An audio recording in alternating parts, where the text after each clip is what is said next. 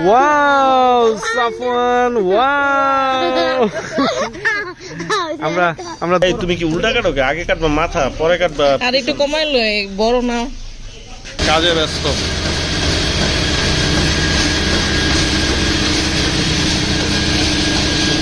ঠিক এইরকম কালার হয়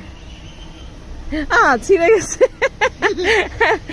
হ্যাঁ ধরছি আর ছিঁড়ে গেছে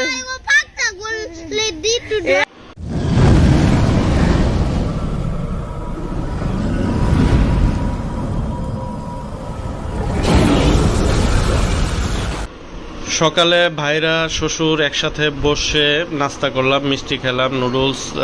তারপরে হচ্ছে কি সেমাই তো এখন আমি এমনিতেও আমি এমনিতেও সকালে কিন্তু ভাত বা নাস্তা ওইভাবে খাওয়াই না অল্প খেয়েছি কিন্তু তারপর আপনাদের আপদ ছাড়বে না আমার শাশুড়িও ছাড়বে না তারও যে আমি এখন করতে পারতেছি না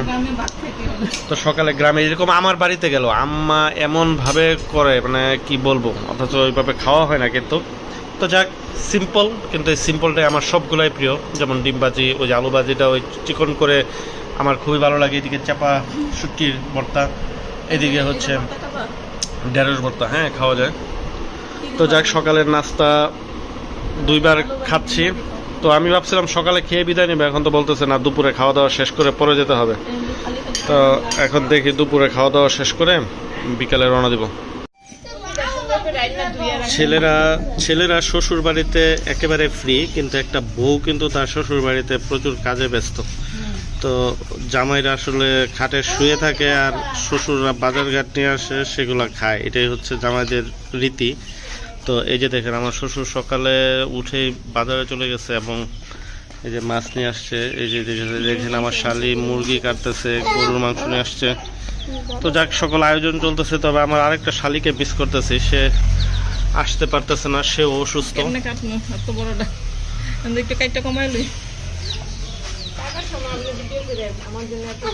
খাওয়া হয়েছে কিন্তু এখন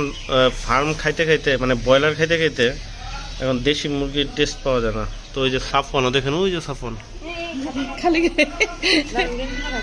সাফওয়ান কালকে মুরগির মাংস খাচ্ছে আর বলতেছে যে এগুলো তো মাংস নাই মানে খালি হাড্ডি দেশি মুরগিতে খালি হাড্ডি এর জন্য ওরে সকালেই ব্রয়লার নিয়ে আসা হয়েছে আপনাদের আপু আসলে মাছটা নষ্ট করে ফেলতেছে মনে হইতেছে তবে চিংড়ি মাছ আমার কাছে ওরকম প্রিয় না কিন্তু আপনাদের আপুর খুব প্রিয় চিংড়ি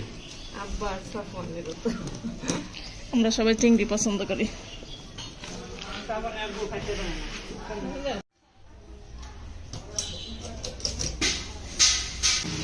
ওই যে আপনাদের আপু ওইদিকে চলে যাচ্ছে খাবার দাবারের আয়োজন আর এই যে এই দিক দিয়েই আমাদের মেন গেট তো ওই পাশ দিয়ে যাওয়া যায় আর এই দিক দিয়ে হচ্ছে আমার সমন্দির যে মিল নাকি লুকো আসে নাই এই যে এখানে কাজ করতেছে কাজে ব্যস্ত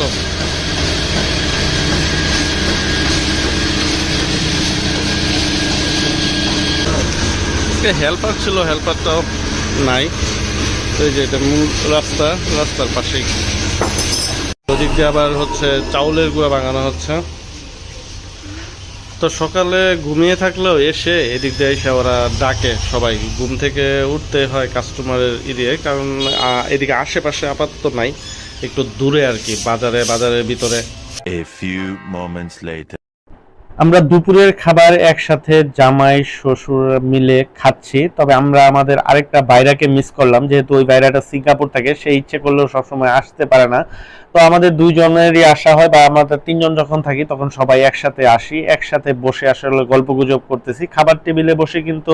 ফ্যামিলির অনেক ধরনের আলাপ করা হয় অনেক সিদ্ধান্ত নেওয়া হয়ে থাকে এটা শুধুমাত্র আমরাই যে জামাই শ্বশুর আলাপ করে সেই সিদ্ধান্ত নিচ্ছি বা গল্প করতেছি এমন না সব ভালো ভালো সিদ্ধান্ত কারণ অনেক সময় ফ্যামিলিতে অন্য সময়গুলোয় সময় দেওয়া হয় না কিন্তু খাবার টেবিলে বসে সবাই কিন্তু ডিসকাশন করতে পারে তো খুবই ভালো লাগলো এই পাশে আমার শাশুড়ি শুয়ে আছে তাকে আর দেখানো হলো না কারণ যেহেতু উনি অসুস্থ তো তারপরেও উনি তদারকি কিন্তু করতেছে জামাইরা খাচ্ছে কিনা ঠিকঠাক ভাবে হচ্ছে কিনা 2 hours later সাফওয়ান কোথায় সাফওয়ান আম পারতেছো ওয়াও পাকা আম দেখছো তো গাছ থেকে আম পাড়া যাবে, এই যে এখান থেকে পেরে পেরে খাবো। এখানে শখ ভাই, শখ ভাই কই? দোকান। ওই যে দোকানে শখ ভাই ভিতরে আছে। এই যে দেখেন কত সুন্দর কালার, দেখছেন? সবগুলো আম যখন পেকে যাবে তখন এই কালার হবে। এই যে এটা একটু একটু এই কালার হইতেছে, ঠিক এইরকম কালার হয়। ছিঁড়ে গেছে। হ্যাঁ ধরছি আর ছিঁড়ে গেছে পাতা গুলো দিটু এই আমগুলো। তবে গাছে আম কিন্তু অনেকগুলাই পেকে আছে, কিন্তু ওইভাবে দেখা যাচ্ছে না। কিন্তু এখানে কিন্তু বোঝা যাচ্ছে যে আম পেকে আছে। ওই যে দেখো, এই যে এইদিকে অনেকগুলা পাখা, কিন্তু একেবারে উপরে। আম পাড়ার প্রক্রিয়া চলতেছে, আম পাড়া হচ্ছে, কিছু কিছু পাড়া যাচ্ছে, কিছু কিছু যাচ্ছে না, কিন্তু আমরা আম খাবই।